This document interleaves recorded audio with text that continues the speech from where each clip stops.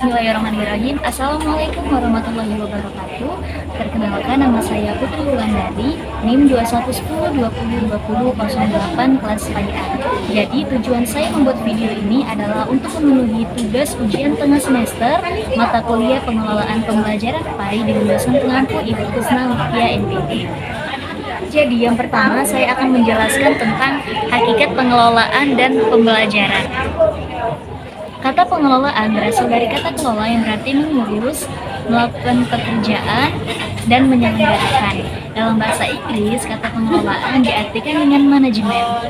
Nah, sedangkan istilah pengajaran, Hasan Manggulu mengatakan bahwa pengajaran merupakan pemindahan pengetahuan dari seseorang yang mempunyai pengetahuan kepada orang lain yang belum mengetahui. Nah, dengan demikian, pengelolaan pengajaran diartikan mengacu pada suatu upaya untuk mengatur atau memanajemen dan mengendalikan aktivitas pengajaran berdasarkan konsep-konsep dan prinsip-prinsip pengajaran untuk menyukseskan tujuan pengajaran agar tercapai secara lebih efektif, efisien, dan produktif yang diawali dengan penentuan strategi dan perencanaan, diakhiri dengan penilaian, dan dari penilaian akan dapat dimanfaatkan sebagai feedback atau umpan balik bagi perbaikan pengajaran lebih lanjut. Nah, indikator dalam pengelolaan pembelajaran itu ada 3. Yang pertama, perencanaan pembelajaran. Yang kedua, pelaksanaan pembelajaran. Dan yang terakhir adalah pengawasan pengelolaan pengajaran. Pada hakikatnya, mengacu pada suatu upaya untuk mengatur, mengendalikan, memanajemen aktivitas berdasarkan konsep-konsep dan prinsip-prinsip pengajaran untuk menyukseskan tujuan pengajaran sehingga tercapai lebih efektif, efisien, dan produktif. Penilaian tersebut pada akhirnya dapat dimanfaatkan sebagai umpan balik para peserta didik. Adapun prinsip-prinsip pengajaran itu meliputi yang pertama prinsip aktivitas, prinsip motivasi, prinsip individualitis, prinsip konsentrasi, kebebasan, prinsip peragaan, prinsip kerjasama dan persaingan, prinsip apersepsi, prinsip korelasi atau saling berkaitan, prinsip efisiensi dan efektivitas, prinsip globalitas, bahwa keseluruhan adalah titik awal pengajaran, permainan, dan hiburan. Nah, yang kedua saya akan menjelaskan materi tentang pendekatan pembelajaran. Jadi, pendekatan pembelajaran menurut Milan Rianto merupakan cara memandang kegiatan pembelajaran sehingga memudahkan bagi guru untuk pengelolaannya dan bagi peserta didik akan memperoleh kemudahan dalam belajar. Sanjaya mengatakan bahwa pendekatan pembelajaran itu dapat diartikan sebagai titik tolak atau sudut pandang kita terhadap proses pembelajaran. Nah, istilah pendekatan ini merujuk kepada pandangan tentang terjadinya sesuatu proses yang sifatnya sangat umum. Jika kita lihat dari segi pendekatannya, pembelajaran itu terdapat 2 jenis pendekatan, yaitu yang pertama adalah pendekatan pembelajaran yang berorientasi atau berpusat pada siswa yang bisa kita sebut dengan student center approach, di mana pada pendekatan jenis ini, guru itu akan melakukan pendekatan dengan memberikan kesempatan kepada siswa untuk berperan aktif dalam proses pembelajaran. Yang kedua adalah pendekatan pembelajaran yang berorientasi atau berpusat pada guru yang disebut dengan teacher center approach, di mana pada pendekatan jenis ini guru yang menjadi subjek utama dalam proses pembelajaran. Nah, ada juga macam-macam pendekatan pembelajaran. Yang pertama yaitu pendekatan kontekstual, pendekatan konstruktivisme. Selanjutnya ada jenis-jenis pendekatan pembelajaran. Ada pendekatan individual dan ada pendekatan kelompok. Ada juga pendekatan bervariasi, pendekatan edukatif, dan pendekatan keagamaan. Dalam menyusun langkah-langkah metode pembelajaran yang akan digunakan. Yang kedua yaitu memberikan garis-garis rujukan untuk perancangan pembelajaran. Yang ketiga, menilai hasil-hasil pembelajaran yang telah dicapai. Yang keempat, mendiagnosis masalah-masalah belajar yang akan timbul. Yang kelima, menilai hasil penelitian dan pengembangan yang telah dilaksanakan. Selanjutnya adalah tujuan pendekatan pembelajaran. Jadi tujuan dari pendekatan pembelajaran adalah mencapai hasil pendidikan yang efektif. Berikut adalah beberapa tujuan pendekatan pembelajaran beserta referensinya. Yang ke-1, meningkatkan pemahaman. Pendekatan pembelajaran ini bertujuan untuk memastikan bahwa siswa benar-benar memahami materi yang diajarkan. Yang kedua, mengembangkan keterampilan kritis. Tujuan penting adalah mengembangkan kemampuan siswa dalam berpikir kritis, menganalisis dan mengevaluasi informasi. Yang ketiga, menggalakkan pembelajaran seumur hidup, yang mana pendekatan pembelajaran itu harus merangsang minat dan motivasi siswa untuk terus belajar sepanjang hidupnya. Yang keempat, mendorong kolaborasi. Tujuan lain adalah mengembangkan keterampilan kolaborasi siswa sehingga mereka dapat bekerja sama dengan orang lain secara efektif. Yang kelima adalah mengembangkan kemampuan pemecahan masalah. Pendekatan belajar ini harus membantu siswa mengembangkan kemampuan pemecahan masalah tersebut dengan relevan yang ada di kehidupan mereka. Nah, baiklah teman-teman, selanjutnya saya akan menjelaskan tentang metode belajar mengajar. Jadi, kata metode itu sendiri berasal dari bahasa Latin methodos yang artinya jalan atau cara. Sedangkan pengertian dari metode pembelajaran adalah sebuah cara yang digunakan guru atau pendidik untuk melaksanakan perencanaan, yaitu mencapai tujuan pembelajaran. Yang mana metode pembelajaran ini sudah disusun dengan praktis. Nah, adapun cakupan metode pembelajaran yaitu ada fasilitas, guru, siswa, situasi, dan tujuan. Selanjutnya saya akan menjelaskan tentang syarat-syarat metode pembelajaran. Yang pertama, metode mengajar itu harus dapat mengembangkan minat, motivasi, atau gairah dalam belajar siswa.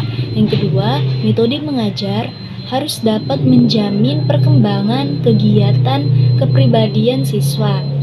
Nah, adapun yang ketiga, metode mengajar itu harus dapat memberikan kesempatan bagi siswa untuk mewujudkan hasil karyanya.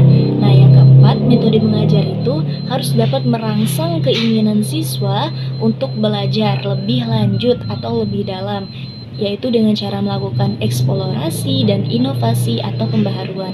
Yang kelima, metode mengajar harus dapat mendidik murid dalam teknik belajar dan cara memperoleh pengetahuan melalui usaha. Selanjutnya saya akan membahas tentang kedudukan metode dalam belajar mengajar. Yang pertama, motivasi itu sebagai metode ekstrinsik. Yang kedua, metode sebagai strategi pembelajaran. Dan yang ketiga, metode sebagai alat untuk mencapai tujuan pembelajaran. Nah, yang terakhir saya akan menjelaskan tentang macam-macam metode pembelajaran yang mungkin modern di era sekarang. Yang pertama itu kita bisa menggunakan metode debat, yang mana ini merupakan salah satu metode yang sangat penting dalam pembelajaran, yang mana siswa itu dibagi menjadi dua kelompok, yaitu kelompok pro dan kelompok kontra, yang mana mereka harus mempertahankan argumen sesuai emosi yang ada. Adapun macam-macam metode pembelajaran yang lain seperti discovery learning, pembelajaran berbasis proyek, pembelajaran berbasis masalah, dan metode modern lainnya. Nah, baiklah teman-teman, selanjutnya saya akan menjelaskan tentang teknik-teknik belajar mengajar. Jadi, pengertian dari teknik belajar mengajar adalah suatu cara yang dilakukan oleh pendidik dalam menjalankan proses pembelajaran di dalam kelas. Nah, ini ada beberapa teknik pembelajaran yang bisa kita aplikasikan ke dalam kelas. Yang pertama yaitu teknik diskusi, di mana teknik diskusi ini adalah salah satu teknik belajar mengajar yang dilakukan oleh seorang guru di sekolah, yang dimana di dalam teknik ini terjadi proses interaksi antara dua atau lebih individu yang terlibat, yang mana mereka ini saling menukar pikiran, pengalaman, informasi, dan memecahkan masalah. Dapat semuanya aktif dan tidak ada yang pasif sebagai pendengar, karena ini adalah teknik diskusi. Selanjutnya adalah teknik penemuan, di mana ini merupakan proses seorang siswa melakukan proses mental yang harus mampu mengasimilasikan sesuatu konsep atau prinsip. Selanjutnya adalah teknik inquiry, di mana teknik ini pengajaran guru di depan kelas, yang guru ini membagi tugas meneliti suatu masalah ke kelas. siswa itu dibagi menjadi beberapa kelompok dan masing-masing kelompok itu mendapatkan tugas tertentu. Selanjutnya adalah field atau karya wisata, di mana ini suatu strategi untuk membawa pengalaman belajar yang ada di luar sekolah maupun yang ada di dalam sekolah. Dan terakhir ada teknik eksperimen. Teknik ini adalah cara mengajar di mana seorang siswa itu diajak untuk beruji coba atau mengadakan pengamatan, kemudian hasil pengamatan itu disampaikan di kelas dan dievaluasi oleh guru. Jadi melakukan pengamatan lalu dipresentasikan ke kelas. Nah, model pembelajaran selanjutnya yaitu problem solving, di mana ini suatu model yang melibatkan siswa aktif secara optimal, memungkinkan siswa melakukan eksplorasi, observasi, eksperimen, investigasi, pemecahan masalah yang mengintegrasikan keterampilan konsep-konsep dasar dari berbagai konten area. Nah, selanjutnya saya akan menjelaskan tentang faktor-faktor yang mempengaruhi keberhasilan belajar mengajar. Jadi, salah satu faktor yang mempengaruhi keberhasilan dalam proses kegiatan belajar mengajar adalah faktor internal. Faktor internal ini memiliki beberapa aspek, diantaranya adalah aspek fisiologis dan aspek psikologis. Dalam aspek psikologis terdapat minat belajar siswa.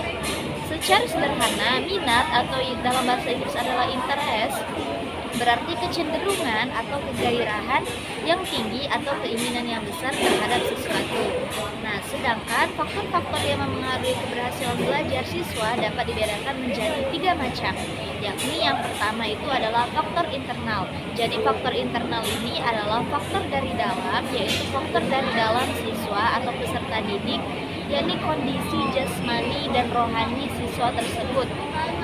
Yang kedua yaitu faktor eksternal. Faktor eksternal ini adalah kebalikan dari faktor internal tadi. Jika faktor internal tadi adalah faktor dari dalam diri siswa, maka faktor eksternal ini adalah faktor yang mempengaruhi dari luar, yaitu kondisi lingkungan di sekolah seperti lingkungan mereka bermain bersama teman atau lingkungan sekolah tempat mereka menuntut ilmu. Dan yang ketiga adalah faktor pendekatan belajar, yaitu approach to learning, di mana yang ini jenis upaya belajar siswa yang meliputi strategi dan metode yang digunakan siswa untuk melakukan kegiatan pembelajaran seperti materi-materi pelajaran. Materi ke-6 yaitu saya akan menjelaskan tentang pengembangan dan pemanfaatan strategi belajar mengajar. Nah, menurut definisi dari Dick and Carey tahun 1990, dia mengatakan bahwa yang terkandung dalam strategi pembelajaran terdiri dari seluruh komponen materi pembelajaran dan prosedur atau tahapan kegiatan belajar yang digunakan guru dalam rangka membantu peserta didik mencapai tujuan pembelajaran mereka. Nah, macam-macam strategis pembelajaran ini ada berbagai macam. Yang pertama yaitu strategi pembelajaran problem based learning, kemudian ada strategi pembelajaran active learning, ada strategi pembelajaran collaborative learning, ada strategi pembelajaran berbasis teknologi atau teknologi based learning, ada strategi pembelajaran inquiry, dan ada strategi pembelajaran question student have. Nah, pengembangan strategi pembelajaran adalah suatu proses yang melibatkan perencanaan, implementasi, dan evaluasi berbagai metode dan pendekatan yang digunakan dalam proses pembelajaran untuk mencapai tujuan pembelajaran yang ada.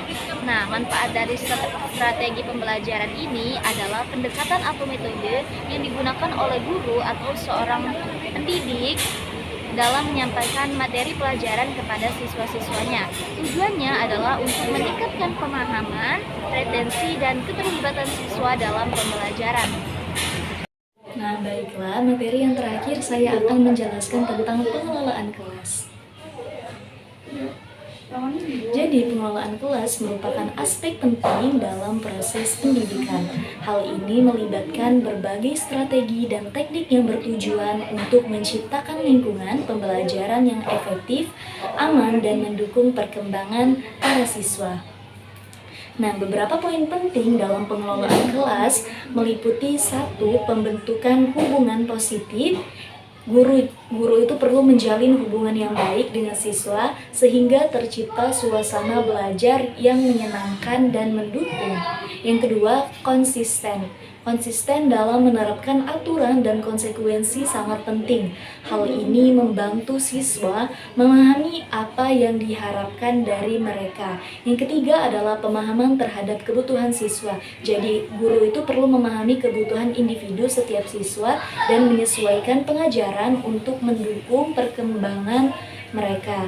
Yang keempat adalah penggunaan teknik pengelolaan kelas. Guru harus menguasai berbagai teknik pengelolaan kelas seperti pengaturan ruang, manajemen waktu, dan penggunaan reward serta konsekuensi. Yang kelima adalah pengembangan keterampilan sosial. Mengajarkan keterampilan sosial kepada siswa merupakan bagian penting dari pengelolaan kelas, membantu mereka berinteraksi dengan baik dalam lingkungan sosial. Yang keenam adalah komunikasi efektif. Jadi, guru itu perlu memiliki keterampilan komunikasi yang baik untuk menjelaskan materi, mendengarkan siswa, dan berkomunikasi dengan orang tua. Yang ketujuh adalah evaluasi dan penyesuaian. Jadi, guru itu perlu terus-menerus mengevaluasi strategi pengelolaan kelas dan siap untuk menyesuaikan jika diperlukan. Nah, pengelolaan kelas yang baik dapat membantu menciptakan lingkungan belajar yang kondusif, meningkatkan motivasi siswa, dan membantu mereka mencapai potensi maksimal dalam pendidikan. Kesimpulan ini mencerminkan pentingnya peran guru dalam menciptakan lingkungan pembelajaran yang produktif dan mendukung perkembangan holistik siswa. Nah, mungkin itu saja materi yang dapat saya jelaskan. Terima kasih atas perhatian teman-teman. Wabillahi taufiq wal hidayah. Wassalamualaikum warahmatullahi wabarakatuh.